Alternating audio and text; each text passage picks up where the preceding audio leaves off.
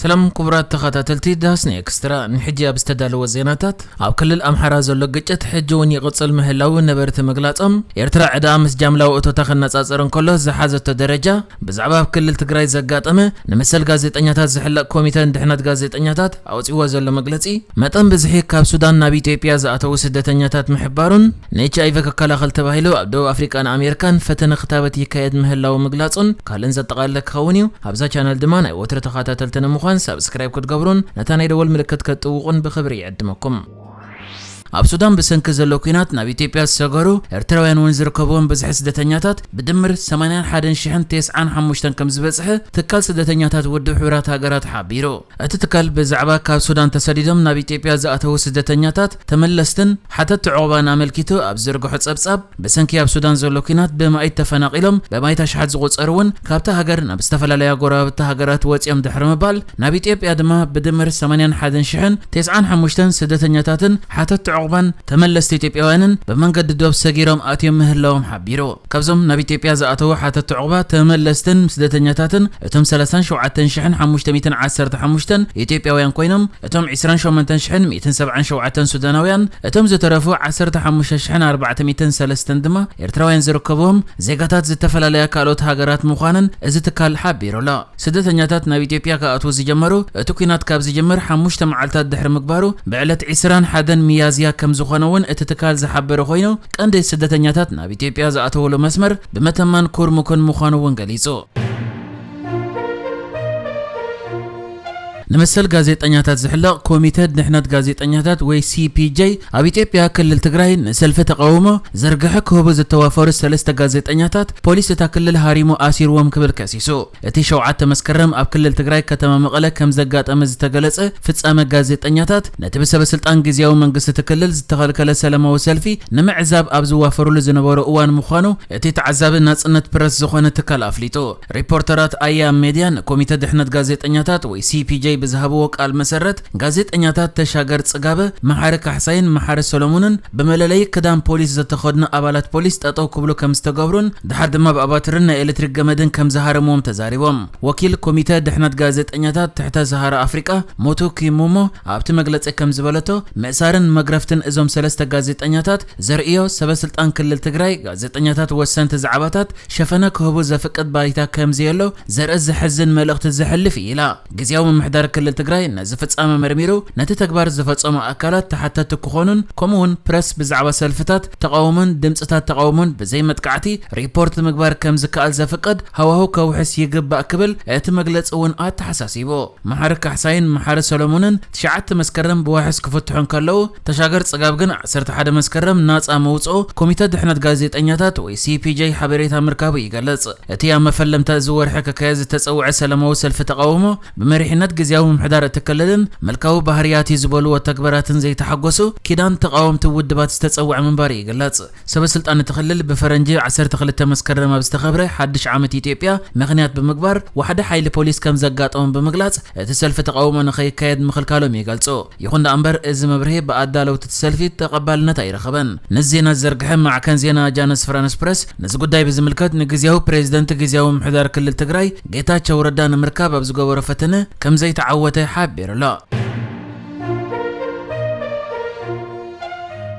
ካብ ሃገራት አፍሪካ ዘለውን ዕዳ በመጠን ጃምላው እቶተን ክዕቀንን ከሎ ኤርትራ ኣብ ቀዳማይ ደረጃ ከም ዝተሰዓት ቢዝነስ ኢንሳይደር አፍሪካ ዝበሃል መርበብ ሓበሬታ ጸብጺቦ እቲ መርበብ ኣውጽኡ ኣብ ዘሎ ጸብጻብ ካብ አፍሪካ ዘለውን ዕዳ በመጠን ጃምላው እቶተን ክርአን ከሎ ብርክት ዝበለ ሃገራት እቲ ሚእታዊት ልዑል ኮይኑ ልዕሊ 9 ሚእታዊት ከምኡ ድማ ልዕሊ 100 ሚእታዊት ዝመጸሎ ኩነታት ከም ዘሎ ይገሊጹ ኣብቲ ዘርጊሕዎ ዘሎ ጸብጻብ ኤርትራ ዕዳ ምስ ጃምላው እቶታ ክወዳደርን ከሎ 164 ሚእታዊት ዝበጽሕ ብምዃኑ ኣብ ቅድሚት ክስራዕን ከላ نيرترا تختلا كاب فيردي ب127 ميتاويت سالسيتي موزامبيك ب101 ميتاويت رابعيتي ريبابليك كونغو 99.57 ميتاويت حمشيتي سيرالون 98.8 ميتاويت شاتشيتي غانا 88.8 ميتاويت شوعيتي قبصي 87.2 ميتاويت شامنيتي غامبيا 8.8 ميتاويت تاشعيتي سنغال 75 ميتاويت عسريتي دما موروكو 71.6 ميتاويت عدان مسجاملاو اتو تنكنصاصرن كله مخانه ተገሊጹ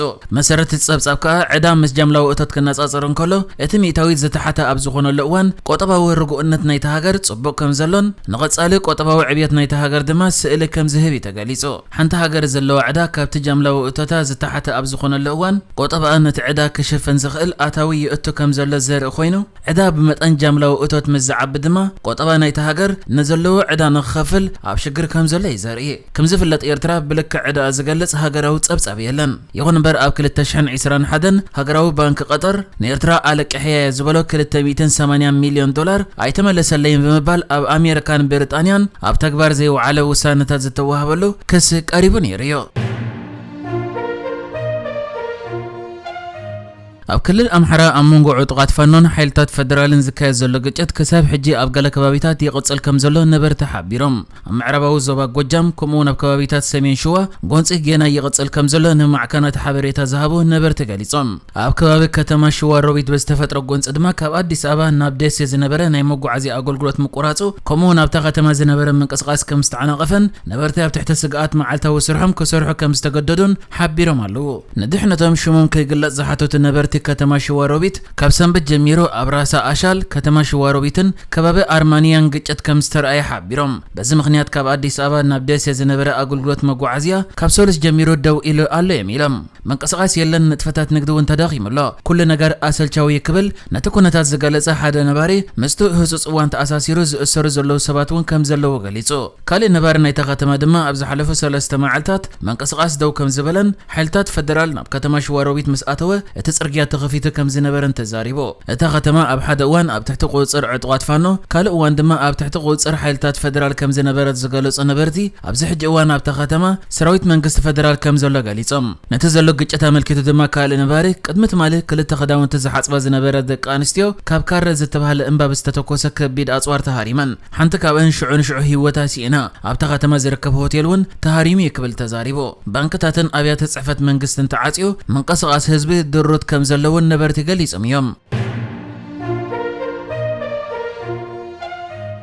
ደቡብ ኣፍሪቃን ኣሜሪካን ሓድሽ መከላኸሊ ክታበት HIV ምፍታን ከም ዝጀመራ ተገሊጹ ኣብዚ እዋን ድማ ክልቲአን ሃገራት ኣብ ክሊኒካዊ ፈተነ ዝሳተፉ ሰባት ክምዝግባህ ጀሚረን ኣለዋ መሰረት ሃገራዊ ትካላት ጥዕና ኣሜሪካ እቲ VIR 1388 ዝተባሃለ ክታበት ንኣካላት ቲ ዋህዮታት ንምሕጋዝ ዝተዳለወ እዩ ቲ ዋህዮታት ኣካል ስርዓተ ምክልኻል ኣንጻር ሕማም ኮይኖም ካልኦት ዋህዮታት ጸገም ከይህልዎም ድማ ይቋጻጸሩን ይምርምሩን እዮም እቲ ክታበት ስርዓተ ምክልኻል ወዲሰብ HIV ከለልን እቲ ቫይረስ ሕዱር ረኽሲ ከይምስረት ንምክልኻል መልሲ ሕማም ምክልኻል ክላዓሉን ዝኽእሉ ቲ ዋህዮታት ንኸፍሪ ንምትባዕ ዝዓለመ እዩ እቲ ፈተነ ክታበት ብሃገራዊ ትካላት ጥዕና ኣሜሪካ ቢልን ሚሊንዳ ጌትስን ፋውንዴሽን ኣሜሪካዊ ኩባንያ ቪር ባዮቴክኖሎጂን ይዝምወል እቲ መጽናዕቲ ኣብ ደቡብ ኣፍሪካ ኣብ ዝርከቡ 4 ቦታታት ኣብ ኣሜሪካ ኣብ ዝርከቡ 6 ቦታታትን 95 ኣብ ደሞም HIV ዘይብሎም ሰባት ክሳተፍ እዩ ቀዳማይ ውጽኢት ፈተነ ክታበት ኣብ መወዳእታ 2024 ከም ዝገለጽ ሃገራዊ ትካላት ጥዕና ኣሜሪካ ኣፍሪጡሎ እንተኾነ ገለ ተሳተፍቲ